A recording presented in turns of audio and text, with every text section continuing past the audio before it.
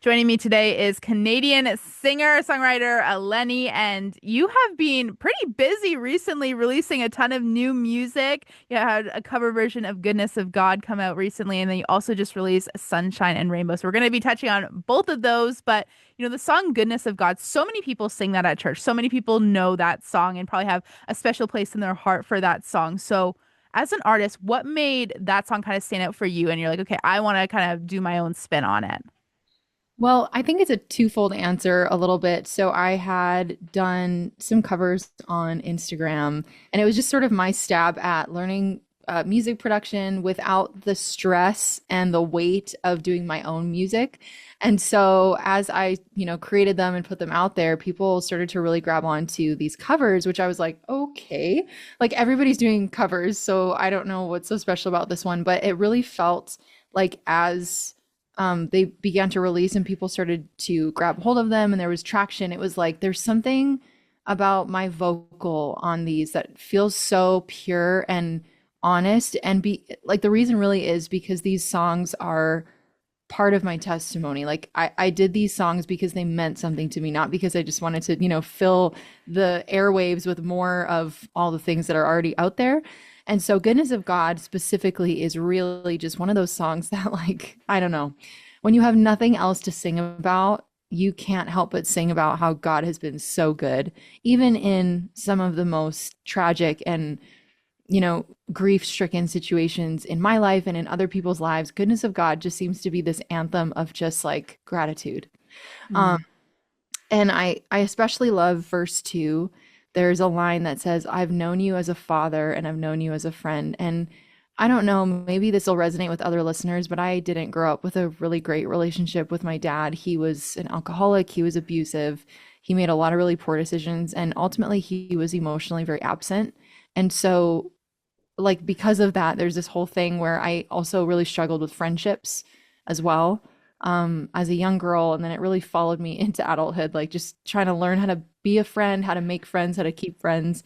And so that line specifically, like, I've known you as a father and I've known you as a friend, it's just like, oh, that just hit me so hard.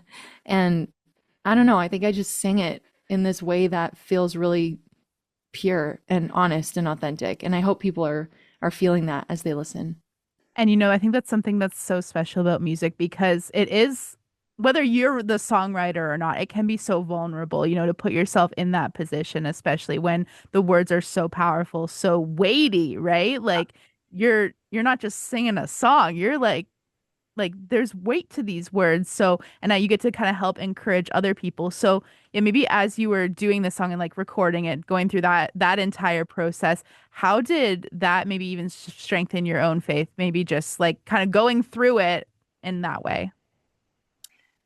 You know, the funny part about this whole timeline in my life with these covers and everything is I was on an airplane. I was on the tarmac in Kitchener, Ontario, and I was leaving an award show where I had been nominated for 5 awards and I left with zero.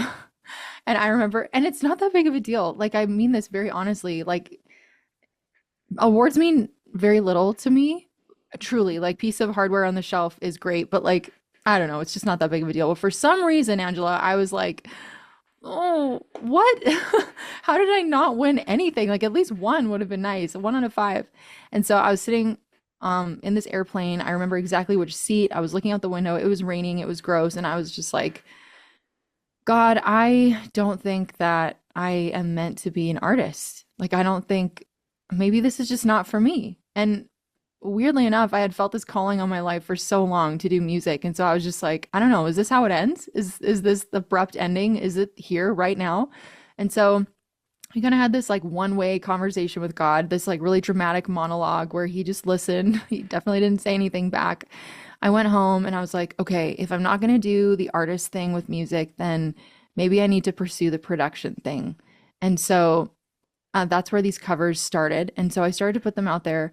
And as I would release these, and not release, but as I would just like put the little blurps of maybe 90 seconds on Instagram, all these people were like, where can I listen to your original music? Like, where can I, hear what you actually do, not just these covers. And so this whole process goodness of God being sort of right in the middle of all of that, this was one of the ones that went viral. So it was this weird place that I was at spiritually where I was like, am I putting all of my stock and worth into what people think I'm worth as an artist? You know, am I putting all of my stock and worth into awards or a reputation that has all these, you know, multi-award nominate, blah, blah, blah? Is that what it's all about for me? Because when God called me at 8 years old to make music, he never told me that I would win awards. Like, he never told me I'd be this, like, you know, stadium headline tour artist. He just said, you're going to be used mightily in the gift of language and music. And so I was just like, okay. So I really had to like lean into that during this process. And like I said, goodness of God was right in the middle of it. And it was just like me questioning, like, is what I'm doing what I'm supposed to be doing? Am I on the right path? Am I doing the thing that God has called me to, but am I also stewarding the gifts that he's blessed me with in a way that gives him glory and honor?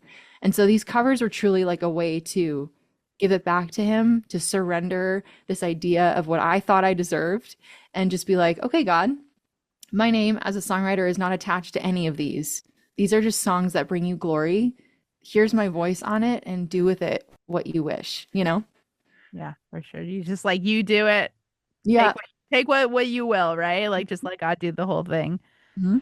And so, yeah, you also have some original music. You had Sunshine and Rainbows come out recently in June 27th. So, what is the message that you want listeners to take away after hearing that? Because, you know, the name Sunshine and Rainbows, that might have like just happy go lucky, joyful, you know. So like as the songwriter, like what do you want listeners to kind of walk away with after? So Sunshine and Rainbows was one of those songs that I don't I can't even really begin to explain the whole thing in a tiny little segment, but my husband and I, after we've had really long days, we would go sit in our hot tub. Now we're not super fancy. We're not, it's just like the used hot tub, like sitting on our back porch that half works, half doesn't.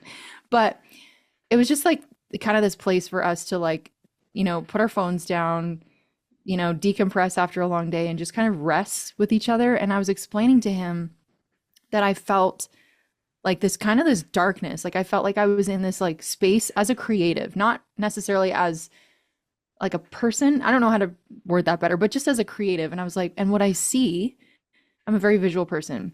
I told him what I'm picturing is like my life right now feels like this album art where it's like I'm curled up in a corner in darkness, but the title is called Sunshine and Rainbows. And how I was perceiving that was everything around me is feeling really depleted, really dark, kind of in the negatives for everything creatively. But yet I have to go on things like this and, you know, talk to people and have this really like energetic and excited face and voice and really put myself out there because I don't want to drag people down. Like, you know, imagine this interview going the other way where I'm just like, I don't know, it's okay. Thanks. Yeah, wouldn't be that good. So, um, I had a write scheduled within like 3 days of that conversation. I don't remember the exact timeline, but it was with Landry Cantrell, who is like a dear friend to me. Him and his wife are just wonderful friends to me. And um, I don't know. I brought that to him. I was like, this is what I see. I don't know if it's a song, if this is just like something that's taking up visual space in my brain. And he's like, let's write about it. And he kind of just started to disclose the fact that like he also feels this way a lot of times, like creatively depleted, but also you have to go out there and be like, yeah, woo, you know? And so we wrote a song called Sunshine and Rainbows, and it's about our spouses actually being our safe space. So for me, like I said, it's me and Jer sitting in the hot tub and just kind of decompressing and chilling. For him, it's him and Kelsey. Like she'll just hug him in this way that he's just like, ah, like yeah, I can just let it off. And so it's not super Christianese. It's not this really ultimately like Jesus-y song, but the theme is that if you don't have that like person, that tangible interaction, we always have that in Jesus Christ. Like he is literally the safest space. He will hold us close. He will do all the things, especially in times when we feel like we are at our lowest points. So I hope that that translates through the song. It has this different sonic feel than really anything that I've put out, and I hope people like it because that's the sound that I feel like I'm gravitating to, kind of like a little more chill, where it's just more conversational, more easy listening. There's not so much of this and this because I really want people to just like sit back and chill and enjoy this new sound. So sunshine and rainbows. And maybe touch on it a little bit more. Just you said you collaborated with Landry Cantrell. Like what does that mean? Like just as an artist, like working together because like you come with your ideas, then he kind of help like you guys bounce ideas off of each other. So how important is that when you're making something creative that like the world is gonna see and hear? Oh, this was such a fun creative process. It was also very different than anything I've ever done. So we wrote this song. We kind of decided right off the hop, like once we were finished it, he's like, I really want to release this with you. And I was like, cool. I have no idea like what that looks like, but I think we could make it happen. And I kind of had a full year ahead, especially with like the covers and all the other original music I had planned. But something about this song felt like, no, like we have to fit this into the timeline. So we would meet on Zoom and we would track together. Like we would do vocals. It was I was nervous, I'll be honest. I worked with other friends and artists, and I don't know, this just felt more nerve-wracking. I don't know.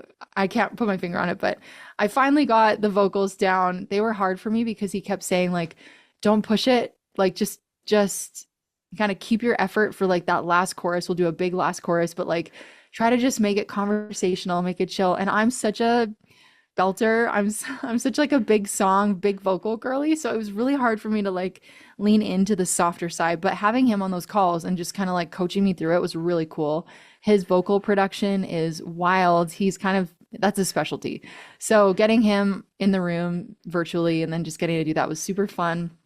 Then we also ended up working with Simon Sangari, who is his sister, no, his brother-in-law. He's married. Yeah. Anyways, they're family. And so I was a little nervous going into this because I have my people that I work with and I love my people. I'm also always open to work with more people, but it's always like, ah. And so watching Simon just like craft this song that I feel like I've just like I was shocked when I heard it for the first time. I feel like I heard it in my car. I needed to pull over and I was in tears. Like that's a full perfect example of exactly what happened. Like it was just like I needed a minute. It was so good.